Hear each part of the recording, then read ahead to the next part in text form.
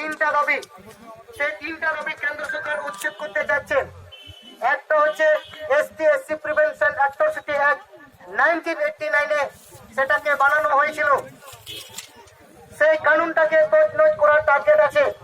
কারণ এই জনগণনা যদি আদিবাসীকে যদি জনগণনায় যদি না পায় তাহলে সেটাকে খতম করে দেবে।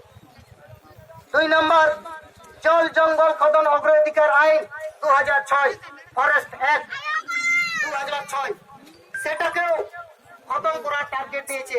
আজ পর্যন্ত জঙ্গল এরিয়ার মানুষদেরকে আজ পর্যন্ত পাট্টা দেওয়া হয়নি। যারা ফরেস্ট এরিয়ায় ফরেস্ট আওতায় পড়ে তাদের আদিবাসীদেরকে পাট্টা প্রদান করতে হবে রাজ্য সরকার এবং কেন্দ্র সরকারকে। আজ পর্যন্ত পাট্টা প্রদান করেনি কেন?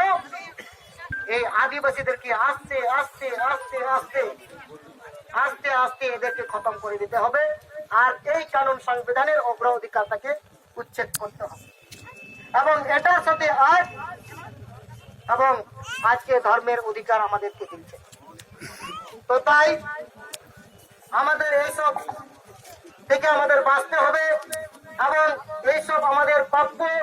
তাই আমরা সারনা ধর্মের কোড, মূলত দাবি আমাদের এই সারনা ধর্মের কোড যাতে কেন্দ্র সরকার দেয়, নচিত আমাদের আন্দোলন চলবে এবং এমন আন্দোলন হবে সেদিনকা আপনারাও দেখতে পাবেন যে কি ধরনের আন্দোলন আদিবাসীরা করতে পারে।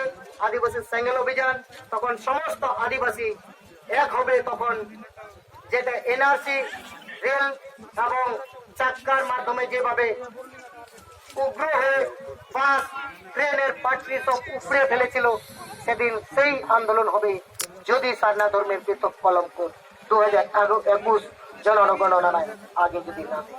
তো বন্ধুগণ, আমরা আর বেশিক্ষণ রোড অবরোধ আমরা রাখবো না। তো আপনারা আছেন বাস যাত্রী, আমাদের রেল রোকো চলছে। আমাদের কেন্দ্র কমিটির সিদ্ধান্ত চূড়ান্ত মোতাবেক যতক্ষণ পর্যন্ত রিপোর্ট আসবে না ততক্ষণ পর্যন্ত রেল রোকো আমাদের চলবে। কারণ কেন্দ্রকে আমরা বিশেষ করে ধাক্কা দিচ্ছি, রাজ্য সরকারকে সারনা ধর্মের সহমত দিয়েছেন।